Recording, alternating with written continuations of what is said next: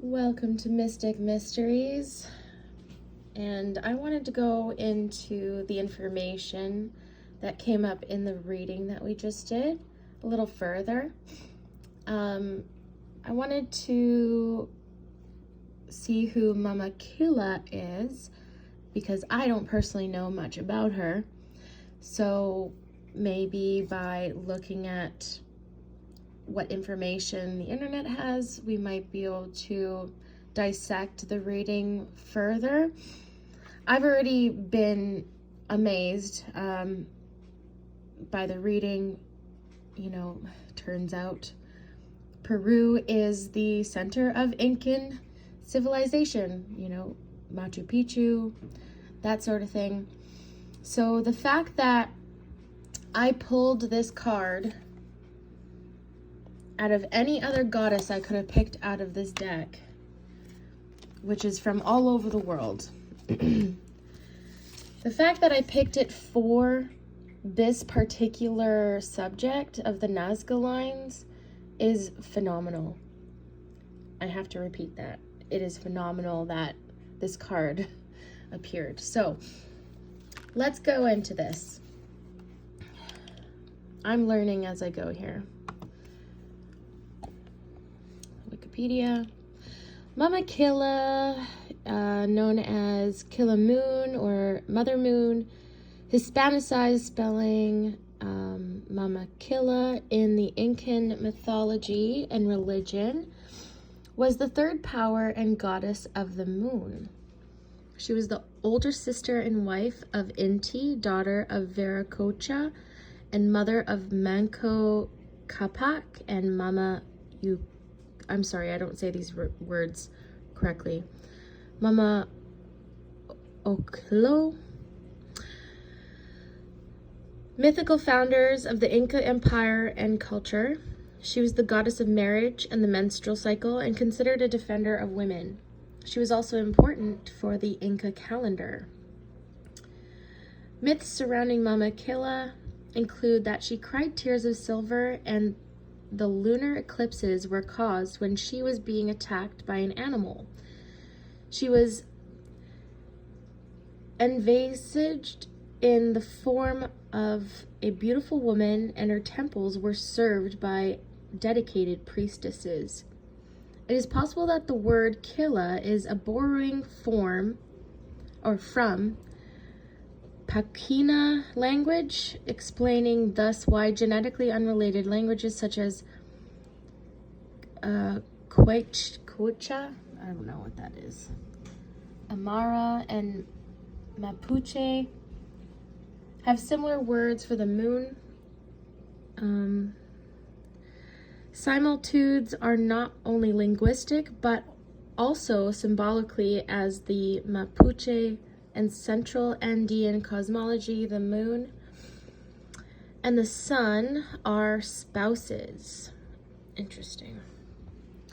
So beliefs. Mama Quilla was known as Mother Moon and was the goddess of the moon according to Father Burnaby Cobo. Writing the mid-16th century, the moon was worshipped because of her admirable beauty and the benefits she bestows upon the world.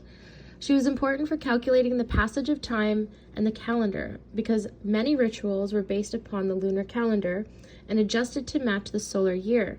She also oversaw marriage, women's menstrual cycles, and deemed the protector of women in general. One myth surrounding the moon was to account for the dark spots. It was believed that the fox fell in love with Mama Quilla because of her beauty, but when he rose into the sky, she squeezed him against her, producing the patches. The Incas would fear lunar eclipses, as they believed that during the eclipse, an animal, possibly a mountain lion — interesting, I did pull the lion in that reading — or serpent, was attacking Mama Quilla. Consequently, people would attempt to scare away the animal by throwing weapons, gesturing, and making as much noise as possible. They believed that if the animal achieved its aim, then the world would be left in darkness. This tradition continued after the Incas had been converted to Catholicism. by the conquistadors, which the Spanish used to their advantage. The natives showed the Spanish great respect when they found that they were able to predict when the eclipses would occur. Mama Quilla was also believed to cry tears of silver. Relations. Mama Quilla was generally the third deity of the Inca pantheon after Inti, the god of the sun, and Ilapu, god of thunder. Sorry if I'm not saying these right. But was viewed as more important than Inti by some coastal communities, including by the Chimu. Relatives of Mama Quilla include her younger brother and husband, Inti, god of the sun, and her children Manco Capac.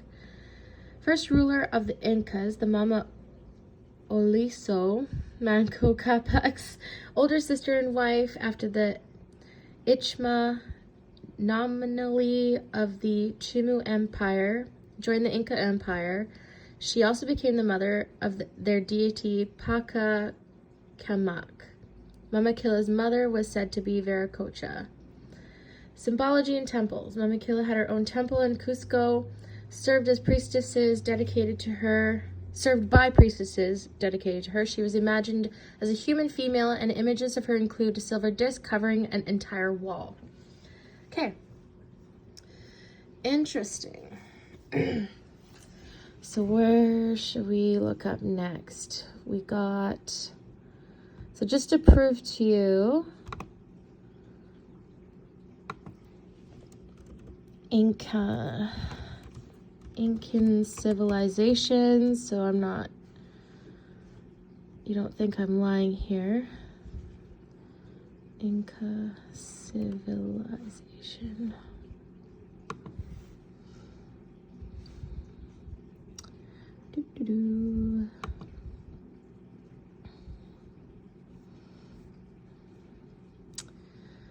So, the Nazca Lines are in Peru, and so is the Inca civilization.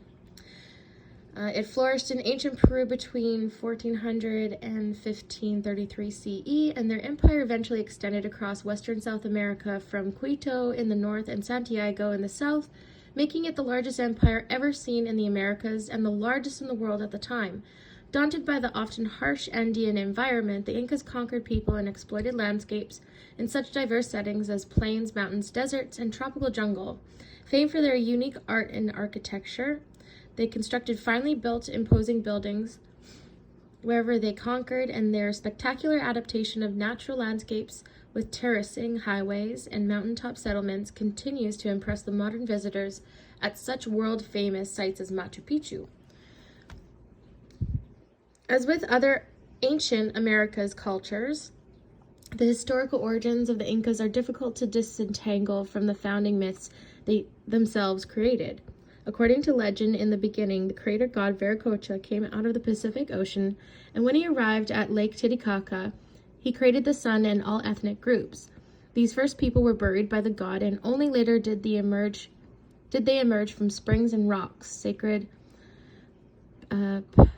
Pacarinas, back into the world. The Incas specifically were brought into existence at Tiwanaku from the sun god Inti, hence they regarded themselves as the chosen few, the children of the sun, and the Inca ruler was Inti's representative and embodiment on earth. In another version of the creation myth, the first Incas came from the sacred cave known as Tampu Toko, or the House of Windows, which was located in Pacaricatambo in the Inn of Dawn, south of Cusco. The first pair of humans were Manco Capac and his sister, also his wife, Mama Culo. 3 more brother-sister siblings were born, and the group set off together to found the civilization. Defeating the Chanca people with the help of stone warriors, the first Incas finally settled in the valley of Cusco and Manco Capac, throwing a golden rod into the ground, established what would become the Inca capital, Cusco. More concrete archaeological evidence has revealed that the first settlements in the Cusco Valley actually date to 4,500 BCE, when hunter-gatherer communities occupied the area. However, Cusco only became a significant center sometime at the beginning of the late Intermediate period, 1000 to 1400 CE. A process of regional unification began from the late 14th century CE and from the early 15th century CE with the arrival of the first great Inca leader, Pachacuti Inca Yapanaqui. Sorry, I apologize if I butchered that. And the defeat of the Chanca in 1438, the Incas began to expand in search of plunder and production resources, first to the south and then in all directions. They eventually built an empire which stretched across the Andes, conquering such peoples as the Lupaca, Kola, Chimor, and the Huanca civilizations along the way. Once established, a nationwide system of tax and administration was instigated, which consolidated the power of Cusco.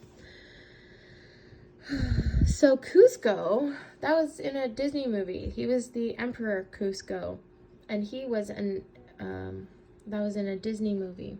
Interesting.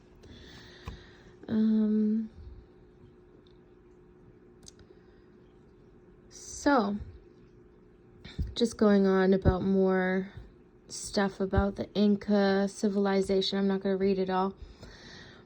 But what I found interesting about the Nazca Lines and the reading we did earlier is we got the scythe, which was this one.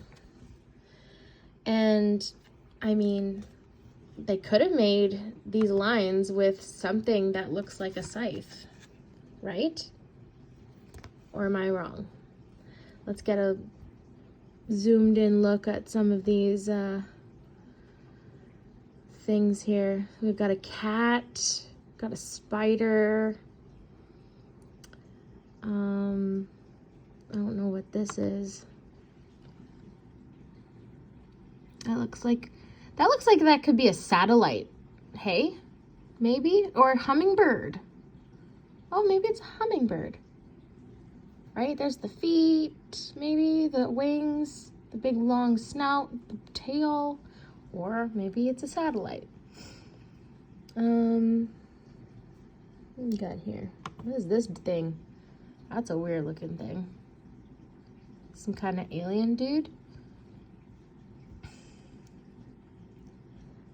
Nazca City. What's this thing? That's bizarre looking. I kind of see like a dragon looking thing right here. Hand. A fish? Is that a fish? I don't know.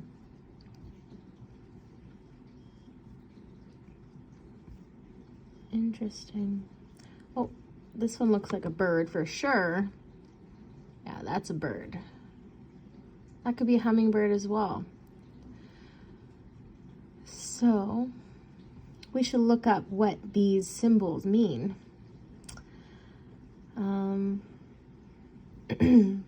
Oh, they got a dinosaur one in Nazca.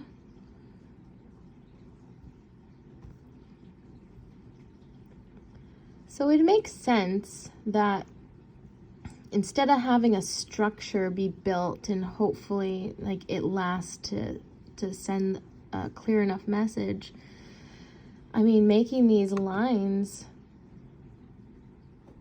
make more sense. I mean, if you want things to last, especially if you know, who knows, what if maybe these things are even not made as ancient as we think they were? You know, maybe it's just someone pulling a prank like crop circles or something like that. It's this one. Looks like a monkey. It's pretty wild though. Or maybe it's ancient technology playing Etch-a-Sketch in the in the lines of the Andes Mountains here. Who knows? But yeah, how would they make these? I don't know, probably their own version of a scythe if it was something on the ground, or maybe it was lasers coming from the moon. so what else can we look up here or investigate? Nazca Lines. Let's just look up the information about it here. Compare notes from what the reading we did. Oh, there we go. Nazca Lines. Let's look at the history here. Okay, Nazca Lines are a group of very large geoglyphs made in the soil of Nazca Desert in South Peru. They were created between 500 BCE and 500 CE by people making depressions or shallow incisions in the desert floor, removing pebbles and leaving differently colored dirt exposed. Most lines run straight across the landscape, but there are also figurative designs of animals and plants, and individual figurative geoglyph designs measure between 0.4 and 1.1 kilometers. Across, and combined length of all these lines is over 1,300 kilometers. And the group cover an area of about 500 kilometers squared. The lines are typically 10 to 15 centimeters deep. They were made by removing the top layer of the reddish-brown iron oxide-coated pebbles to reveal the yellow-grayish subsoil. The width of the lines varies considerably, but over half are slightly over 1/3 meter. In some places Anyway, some of the Nazca Lines form shapes that are best seen from the air, though they are also visible from surrounding foothills and other high places. The shapes are usually made from the continuous line. The largest ones are about 1,200 feet long. That's long. Because of its isolation and the dry, windless, stable climate of the plateau, the lines have mostly been preserved naturally. Extremely rare changes in weather may temporarily alter the general designs.